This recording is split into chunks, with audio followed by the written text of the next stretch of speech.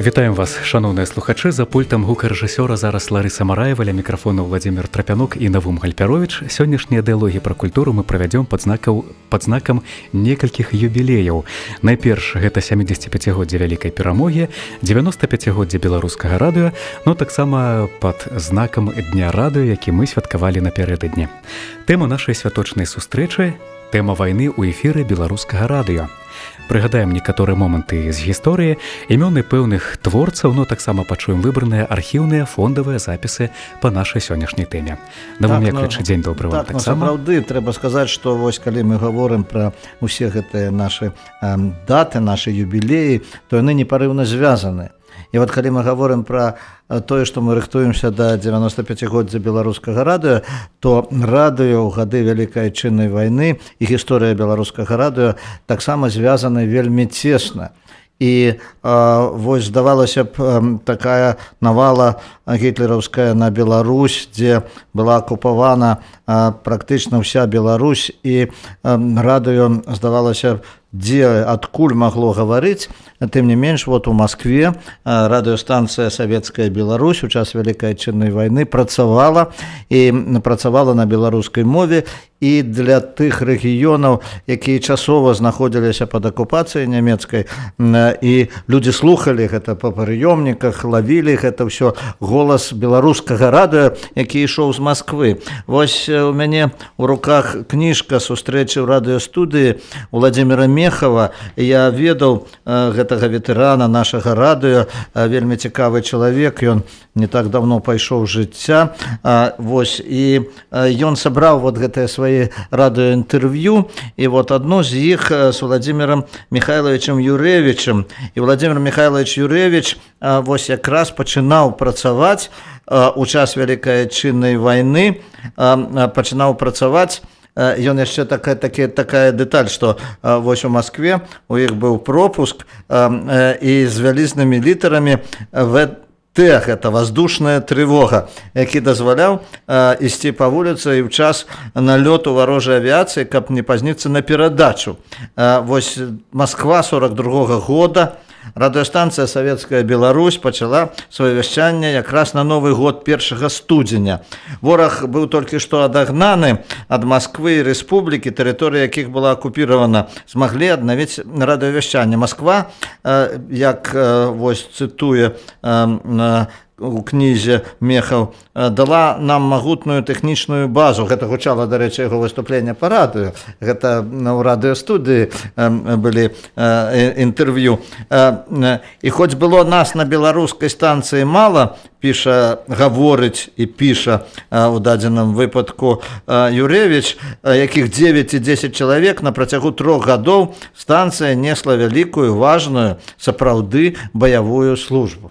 Ну так, беларускае радыё, якое працавала ў Маскве пад назвай «Савецкая Беларусь», найперш інфармавала пра тое, што адбывалася на фронтах, пра тое, якім чынам савецкая армія сябе паводзіла, якім чынам ішло змаганне за родную тэрыторыю.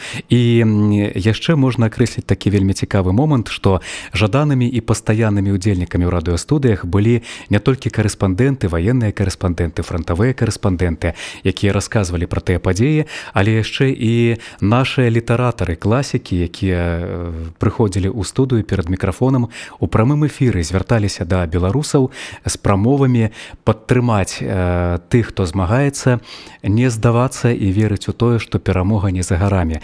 І былі вельмі шчырыя выступленні, і адно з іх можна ўспомніць, якое таксама зафіксаванае ў выданні Яўгена Радкевіча, які з'яўляецца, я б сказаў бы, нават асноўным гістарыёграфам беларускага радыё. Дык вось ён пісаў пра тое, што ў 1942 годзе у студыю маскоўскую прыйшоў Якуб Колас, які звярнуўся з лістом да свайго сына Юрыя, з якім, дарэчы, перарвалася сувязь у пачатку вайны, і перад слухачамі узнік вобраз не толькі народнага паэта, дзяржаўнага дзеяча, але яшчэ і бацькі, які пакутае вот ад гэтай страты. Так, яго сын быў на фронце, і вот якраз я недавно для праграмы суразмоўцы гутарыў з Верай Данілаўнай Міцкевіч, гэта ўнучка Якуба Коласа, якая расказвала, як у сям'і увогуле вот вобраз Юркі, который воеваў на фронте, і паданне такое, як бацька перажываў, як яму слаў лісты,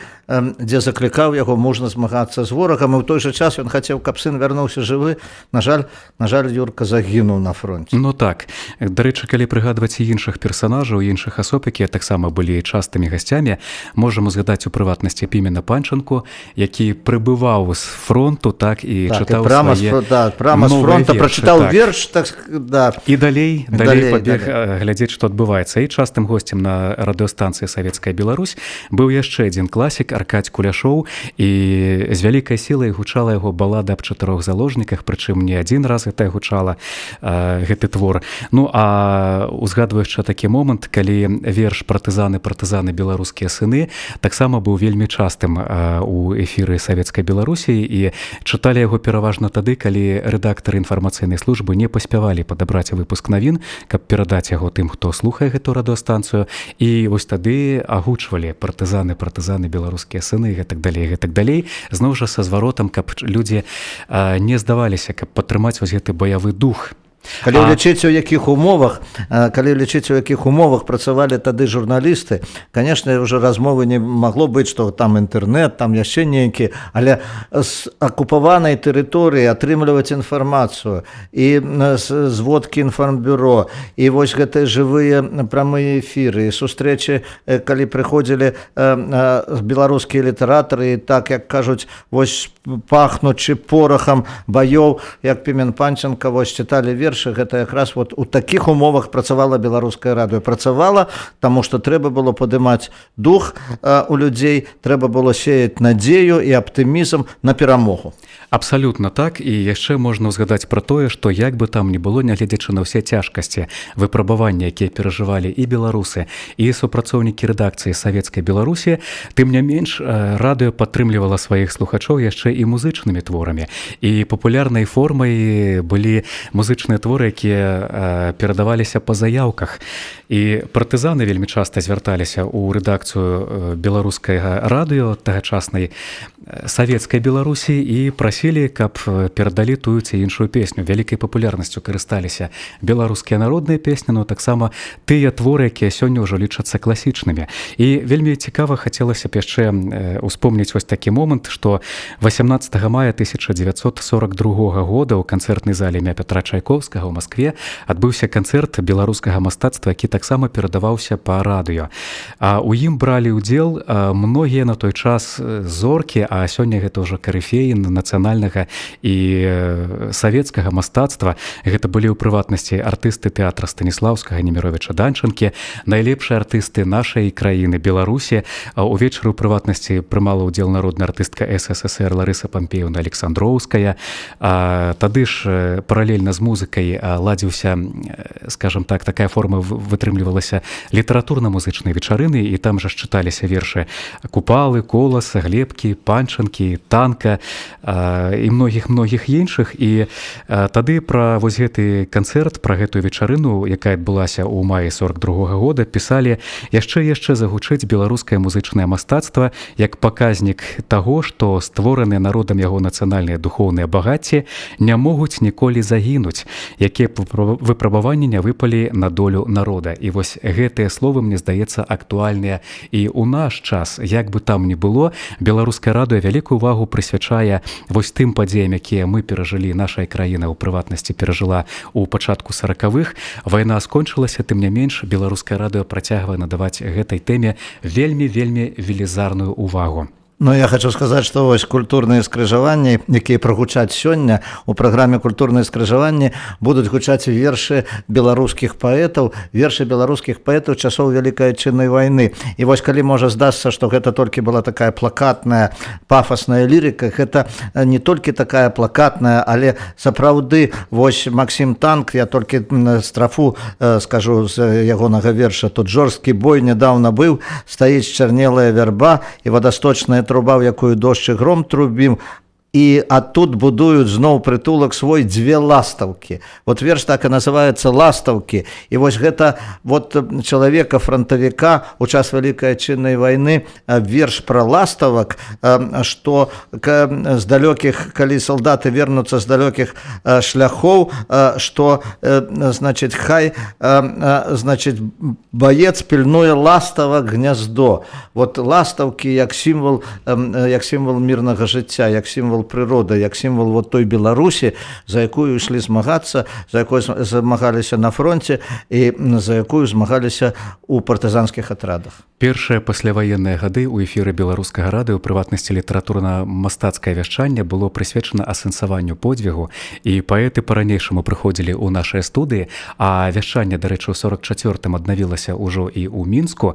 Беларускае радыё вярнулася, скажам, у свае родныя абшары. Дык вось паэты асэнсоўвалі і подзвіг, і услаўлялі мірнае жыццё. І, дарэчы, у той час, у канцы 40-х, у пачатку 50-х, літаратары звярнуліся да паказу мужнасці і нязломнасці савецкага героя. І тады беларускае радыё найперш звярнулася ў сваім вяшчанні да літаратуры, каб таксама падкрэсліць вось гэтую нязломнасць духу і моцы чалавека. І пачалі з'яўляцца і радыёспектаклі, і чытанні нашых класікаў, якія пісалі пра вайну і якія падкрэслівалі, наколькі важна захоўваць усё вось гэта, так? І менавіта пасляваенныя гады аж да 90-х гадоў гэта вось той час, калі радыё асэнсоўвала, па-мастацку асэнсоўвала перажытае і стварала кампазіцыі, стварала перадачы, а найперш яны будаваліся, гэтыя перадачы, маю на ўвазе, на ўспамінах тых, хто прайшоў вось гэтыя цяжкія выпрабаванні, так? Тых, хто прыходзіў у студыю і не цураўся падзяліцца сваімі ўспамінамі.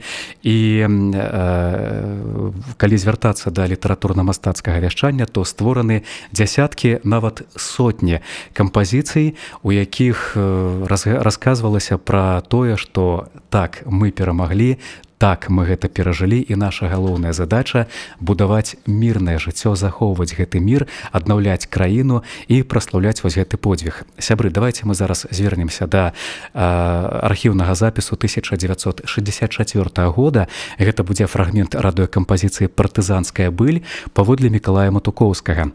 Над ёй працавалі народная артыстка Беларусі Зінаіда Браварская і заслужаны артыст Рэспублікі Беларусь Ілья Курган. Гэта, дарэчы, тыя імёны, якія сталі сімвалам, скажем так, сапраўдных ветэранаў беларускага радыёвяшчання, і іх нельга не ўзгадаць пад знакам 95-годдзя нашага радыё. Ну і таксама ж былі тыя людзі, якія забяспечвалі запіс. Гэта рэдактар Тамара Бакумоўская і яшчэ адно славутае імя ў нашай гісторыі, у гісторыі беларускага радыё, гэта гукарэжысёр Віктар Лішчанок. Такім чынам слухаем фрагмент радыёкампазіцыі «Партызанская быль». Ночь упала темна, и не светит луна. В лесе темном костер разгорался. Там немецкий обоз полетел под откос и на собственных минах взорвался. По дороге большой возле рощи густой золотистая зорька вставала. Дождь и ветер утих, а на листьях сухих груда мертвых фашистов лежала.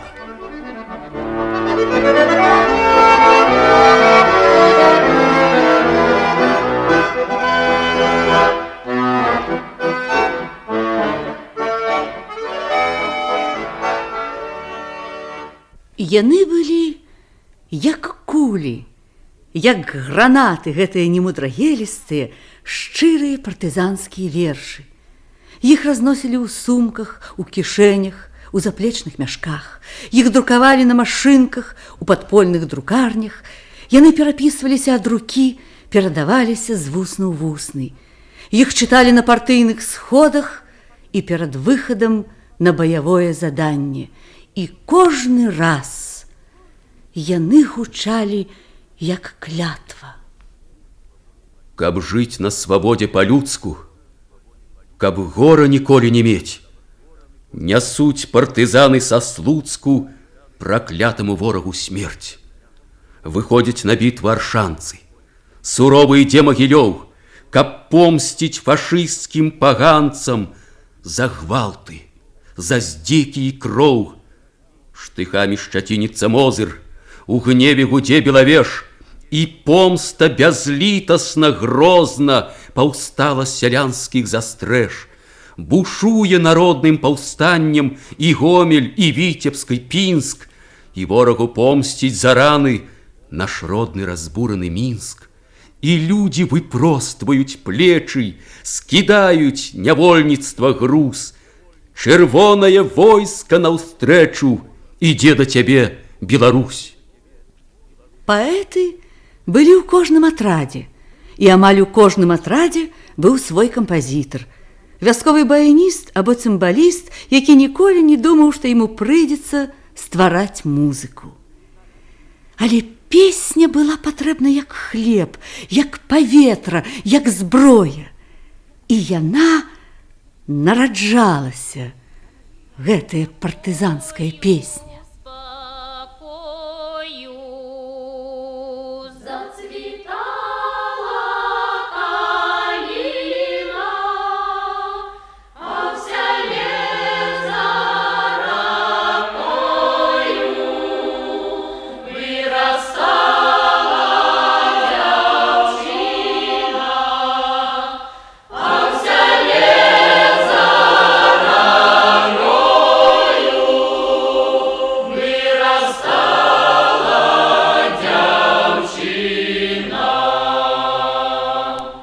Нагадаю, шаноўныя сябры, што гэта дыялогі пра культуру сёння не прысвечаны 75-годдзю вялікай перамогі, 95-годдзю беларускага радыё. У студыі Владзімір Трапянок і Навум Гальпяровіч ля мікрафона, за пультам гукарэжысёра Ларыса Мараева. Мы працягваем нашу перадачу. Я казаў пра тое, што у 50-е, 60-е, 70-е, 80-е гады асноўная форма перадачы вось таго, на жаль, не скажаш вопыту, а вось той горычы, таго болю, гэта былі ўспаміны людзей, якія прайшлі вайну, ці нейкім чынам былі звязаныя так з тымі страшнымі падзеямі. І давайте зараз мы, Навум Яковлевич, прыгадаем яшчэ цікавы момант. Зноў жа гэта будзе цытата з кніжкі нашага былога супрацоўніка Владзіміра Мехава, так, які размаўляў са многімі дзеячамі нацыянальнай культуры, і ён у прыватнасці пагаварыў з Алесем Адамовічам. Трэба сказаць на пачатку, што, напэўна, Алесь Адамовіч, Янка Брыль і Владзімір Калеснік, яны якраз з'явіліся аўтарамі той кнігі, дакументальнай кнігі «Я з вогненнай вёскі», кнігі ўспамінаў. І на першых парах гэта было досыць незвычайная з'ява ў літаратуры ўвогуле, таму што гэтыя трое пісьменнікаў, вядомых ужо пісьменнікаў, яны проста записывалі на магнітафон, записывалі ўспаміны тых людзей, якія перажылі гэтыя цяжкія гады, «Я з вогненнай вёскі». І вось Алесь Адамовіч тут гаварыў так: калі мы записывалі расказы, з якіх нарадзілася кніга, і адна «Я з вогненнай вёскі» і блакадная кніга, блакадную кнігу ён напісаў з Даніілам Гранінам, расійскім пісьменнікам. Я ведаю, яны асабліва балючыя для ўспрыняцця, нам пра гэта пішуць і гавораць, то і нам часта страшна было чуць пра тое, што чулі, записывалі. Перапісваць гэта па многу разоў з магнітафона на паперу, вычытваць, перачытваць. Таксама было балюча, хацелася сябе трошку пашкадаваць, але мы бачылі, куды больш балюча людзям, якія гэта расказваюць. Яны сапраўды вяртаюцца ў страшную рэальнасць, з якой 30 гадоў назад вырваліся, вяртаюцца в агонь хатынскі, у холад і голад ленінградскай блакады, каб вынесці адтуль для людзей, якія будуць запісаныя намі чытаць страшную, але неабходную праўду. І нам сорамна было сябе шкадаваць. Сапраўды, вось гэтыя ўспаміны, гэтыя жывыя ўспаміны вось пра тыя страшныя гады, яны патрэбны былі, таму што першыя літаратурныя творы, пра што мы гаварылі, гэта былі такія водгукі жывыя, гэта тое, што клікала на бой, клікала на гэты час на змагання, на перамогу, а вось потым асэнсаваць значэнне гэтай перамогі, асэнсаваць, якое цаной гэта далося, гэта якраз дапамагалі вот такія вот кнігі і такія выступленні па радыё. І вот калі Мехаў Уладзімір гаварыў з Алесем Адамовічам, гэта маглі слухаць мільёны слухачоў, якія потым маглі прачытаць гэтую кнігу і зноў вярнуцца да тых страшных гадоў, да тых успамінаў, каб памятаць. Сёння вельмі важна і вельмі часта гучыць слова памятаць пра тое, якой цаной далася гэтая перамога. Горкую праўду вайны спавядаў таксама ў сваёй творчасці, і гэта не сакрэт, Васіль Быкаў, і беларускае радыё неаднойчы звярталася да яго літаратуры і перасэнсоўвала па-мастацку, па-радыйнаму перасэнсоўвала і стварала радыёспектаклі, якія на сённяшні дзень увайшлі ў залаты фонд радыёвяшчання нашай краіны.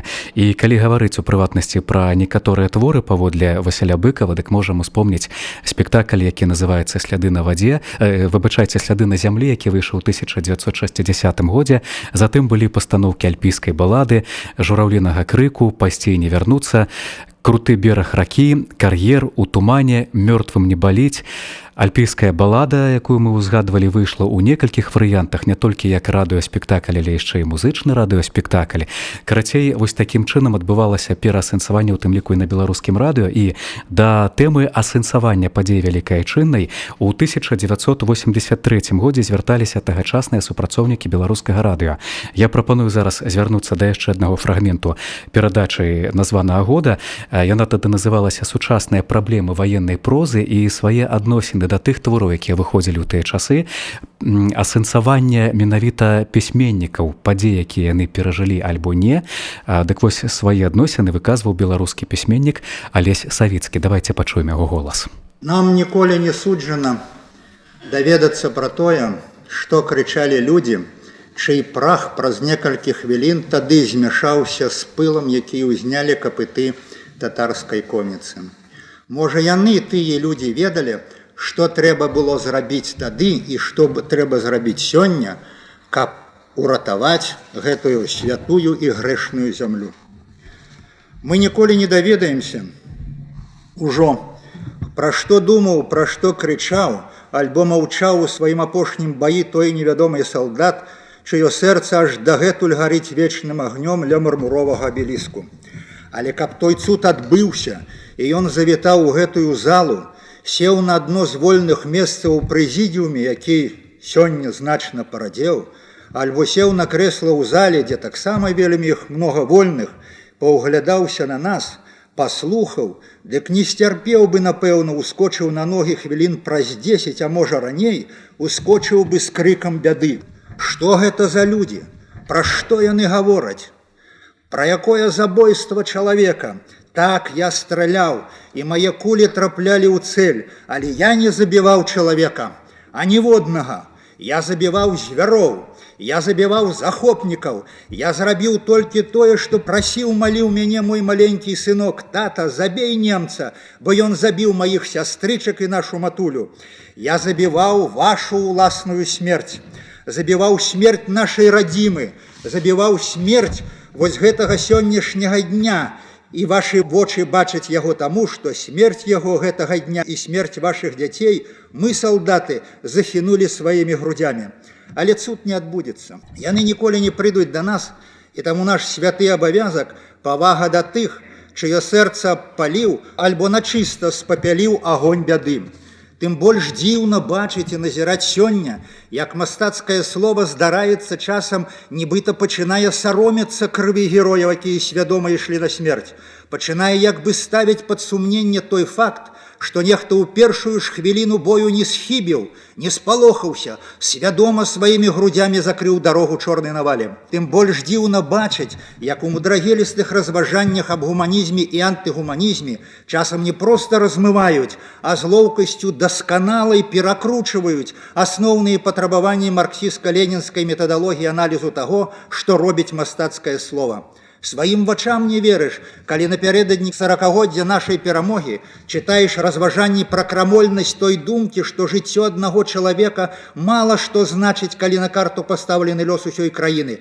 Аднак, здаецца, як сцвярджала нядаўна адна наша газета, літаратура даўно адмовілася ад такой трактоўкі чалавека на вайне, даказаўшы яе антыгуманнасць. Якая літаратура? Якога чалавека? На якой вайне? Хіба пра гэта пісаў Пімен Панченка і злосна сказаў: «Вставай, пяхота, мы не на пляжы, а на вайне». І лёг на звярыныя скруткі дроту, і 200 салдацкіх запыленых ботаў прайшлі па яго спіне. Я хочу нагадаць, што гэта быў голас беларускага пісьменніка Алеся Савіцкага.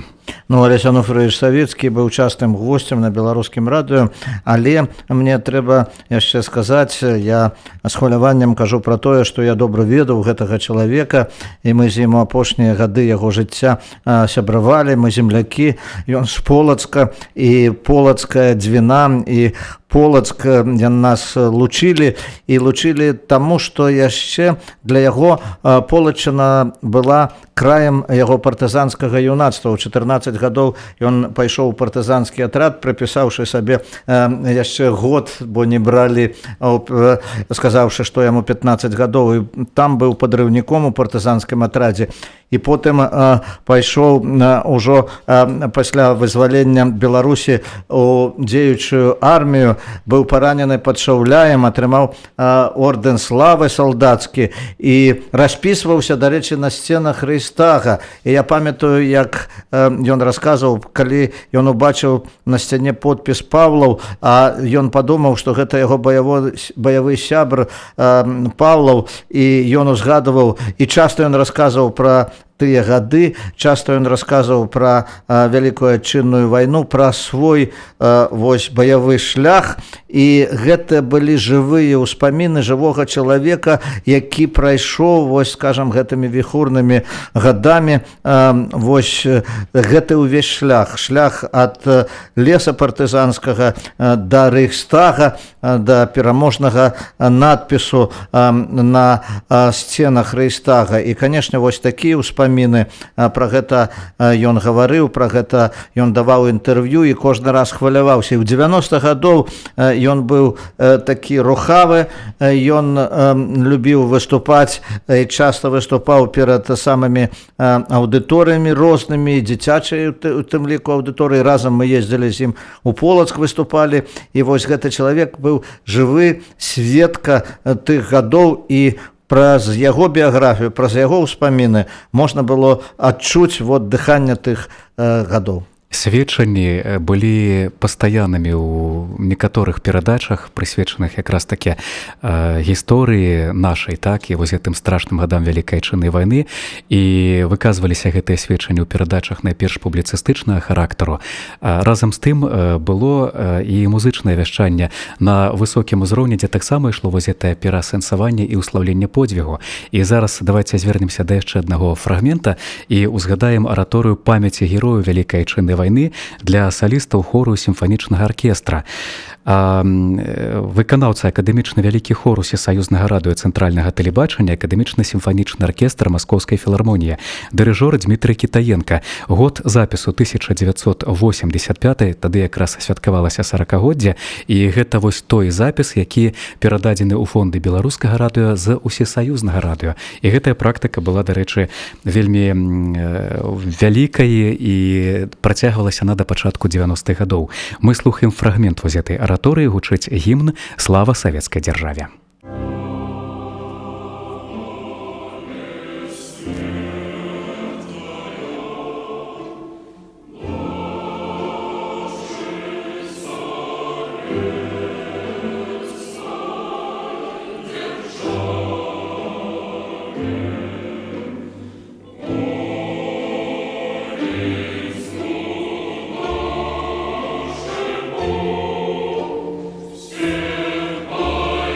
Oh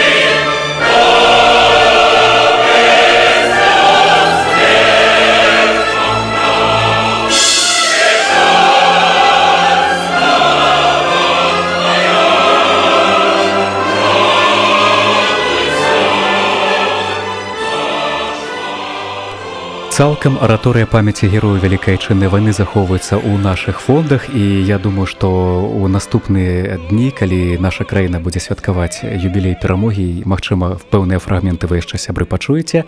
Ну, а я хачу яшчэ расказаць пра тое, што многія беларускія кампазітары таксама прайшлі вось гэтыя ўсе цяжкасці вайны, і ў нашых фондах захоўваюцца ўспаміны некаторых з іх.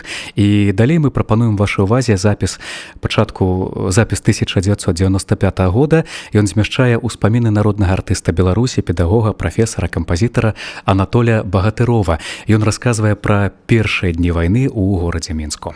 Мы жили около Красного костела. Вот там такой деревянный домик был, значит. 24-го началась страшная бомбежка в 11 часов утра. Сначала мы бежали, так сказать, в каменный дом на улице, на проспект. Потом все-таки решили добираться, так сказать, к оперному театру туда. Мы решили к Рошнеру идти. И вот мы, значит, шли уже тут по Пролетарской этой улице, теперь Янки Купала, сюда, и пришли к этому третьему дому совета. Знаете, такой. Он и теперь есть, этот дом. Началась бомбежка опять, мы опять спрятались в подвал. И при нас загорелся этот дом. Мы стали обратно возвращаться к проспекту. Но тут, значит, нельзя было пройти, что огонь пожара, значит, закрывал всю улицу. С одной стороны на другой, перекрывал огонь. И мы пошли дальше, через парк Горького. Парк Горького был весь усеян трупами убитых людей. Самолетов они бомбили. И как раз парк, видно, чувствуя, что тут люди прячутся. И тут очень много погибло целого народа. И мы прямо шли, перешагивая через этих убитых людей. И мы шли к военному кладбищу туда. Решили, что там тихий район. А потом чувствую, что сюда опять бомбежка сюда приближается. Спасения нет. Мы выбежали и стали, так сказать, машины просить, чтобы нас вывезли, так сказать. Я был еще не один, со мной еще было Коля Крюк такой, скрипач из филармонии. Еще был какой-то незнакомый корреспондент газеты «Труд» с женой. Машин 20 проходит мимо нас, грузовых. Ни одна нас не берет. И только последняя немедленно говорит: скорее. А самолеты приближаются. Мы уже лежим в машине. Так, одна бомба падает впереди, а другая сзади машины. И они нас вывезли к парку Челюскинцев. Там нам пришлось уже идти пешком. Мы идем пешком, смотрим, идем какая-то группа солидных людей. Это были мхатовцы. Вот произошло наше знакомство с ними на шоссе. Они тоже уходили. Женщину они отправили, машину наняли какую-то там грузовую, прямо в Москву отправили. А сами вот шли пешком, значит, к колодищу. Там стоял, значит, поезд для таких эвакуированных. Он пришел из Москвы, этот поезд, остановился, дальше он не пошел, потому что мост там через реку был тоже уже разбомблен. А мы с женой остались в Уручье. А они пошли дальше, так сказать, мхатовцы. Шли, значит, Москвин, Качалов, Тарханов, Хмелев, Яншин. Все звезды шли, так сказать, понимаете, мхатовские. А почему мы решили уходить? Я решил зайти к начальнику ПВО и посоветоваться, что делать. Нам сказали всем ходить на работу. Какого ходить на работу? Вы что, с ума сошли? Фронт прорван. Немецкие танки уже в Барановичах, он сказал нам. День-два они войдут в Минск уже. Я сейчас тоже ликвидирую этот пункт. А правительство сегодня утром в 6 утра все уехали. Все руководство республики, никого здесь нет. Нас всех бросили, никакой эвакуации не было такой плановой, ничего не было. Ну, тут мы с женой поняли, что надо действительно нам тоже уходить. Решили вырваться из Минска. Хорошо, что мы взяли с собой портфель с документами, но больше ничего не взяли. Потому что мы еще думали вернуться домой. Такая наивность была у нас. Дакументальныя сведчанні герояў вайны і тых, хто прайшоў вось гэтыя выпрабаванні лёсу, гучаць зараз таксама ў нашыя дні на хвалях першага нацыянальнага канала беларускага радыё. І тут можна ўспомніць перадачу Валянціны Стэльмах, якая называецца «Эпізоды Вялікай вайны». Яна запрашае тых людзей, якія дзеляцца вось гэтымі ўспамінамі і цяперашняму пакаленню расказваюць, наколькі важна захоўваць мір і не паўтараць вось падобных памылак. Што тычыцца літаратурна-мастацкага вяшчання, а паколькі гэта ўсё-такі канал культура, хацелася б звярнуць асноўны акцэнт менавіта на гэта. Я хачу распавесці пра тое, што беларускае радыё на сучасным этапе свайго функцыянавання па-ранейшаму звяртаецца да літаратуры і да класічных твораў, да пераасэнсавання гэтых твораў. І ў прыватнасці ў 2009 годзе на беларускім радыё запісалі радыёспектакль «Пастка» паводле аднайменнага твора Васіля Быкова. У 2014 годзе на першым нацыянальным канале адбылася прэм'ера спектакля паводле Кузьмы Чорнага «Млечны шлях». Яркай работай стала пастаноўка «І няма шляху чужога» па аднайменнай аповесці Владзіміра Саламахі у 2015 годзе. У 2016 да юбілею, да 120-годдзя з дня нараджэння Кандрата Крапівы быў запісаны радыёспектакль «Лісты, вернутыя з небыцця», і там таксама вельмі цікава, што так вот, чым адметнасць гэтай пастаноўкі, што там гучаць дакументальныя сведчанні і лісты Кандрата Крапівы, якія да гэтага нідзе не былі агучаныя. Так што вось беларускае радыё часам з'яўляецца яшчэ такім адкрывальнікам новых нязведаных старонак нашых славутых дзеячаў нацыянальнай культуры. «Воўчая зграя» — гэта зноў жа аповесць Васіля Быкова. У 2019 годзе была ўвасобленая на беларускім радыё, і прэм'ера адбылася на першым нацыянальным канале. Ну а цяпер, да дня вызвалення нашай краіны, беларускае радыё і першы нацыянальны канал рыхтуем новую прэм'еру, так што, шаноўныя прыхільнікі беларускага радыё, калі ласка, заставайцеся з намі. Ну а пакуль мы хочам прапанаваць вам яшчэ адну ілюстрацыю. Гэта будзе фрагмент паэтычнай радыёкампазіцыі, а яны, дарэчы, таксама па-ранейшаму запісваюцца ў нашых радыёстудыях і прысвячаюцца подзвігу і юбілеям вялікай перамогі ці вызвалення. Дык вось гэтая радыёкампазіцыя «Суровы час» створана паводле вершаў Пятра Глебкі, выканаўца заслужаны артыст Рэспублікі Беларусь Андрэй Душачкін. Зняважаны, стаптаны, пад ботам чорных зграй, да ніткі зрабаваны, ляжыць наш вольны край. Тудою па гасцінцы, дзе высяцца бары, ідуць гурбой чужынцы, нібы гаспадары. Твае ж малыя дзеці і сёстры і браты развеяны па свеце, як жоўтыя лісты. Адна ў цябе сяброўка, і друг табе адзін, халодная вінтоўка, надзейны карабін. Вазьмі яго і дбайна, як будзе цішыня, схавай у месцы тайным да заўтрашняга дня. У гэты дзень расплаты ты будзеш не адзін, з табой, як з родным братам, падружыць карабін. І выпрастаўшы плечы з намерам баявым, ты выйдзеш на сустрэчу крыўдзіцелям тваім, адпомсціш ім за сына, за здзекі, за прымус, за родную краіну, за нашу Беларусь.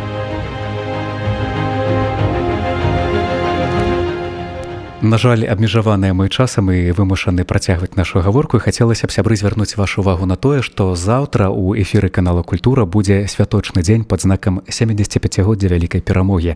І вы, у прыватнасці, пачуеце як нашыя паэтычныя кампазіцыі, літаратурна-драматычныя перадачы, так і музычныя перадачы. Так, я хацеў бы звярнуць увагу нашых слухачоў, што прагучаць вершы Алексея Пысіна, паэта-франтавіка. Это вельмі цікавы паэт. «Поле памяці», песня беларускіх кампазітараў. Таксама Шамякін «Трывожнае шчасце». Маргарыта Захарыя чытае вось гэты раман.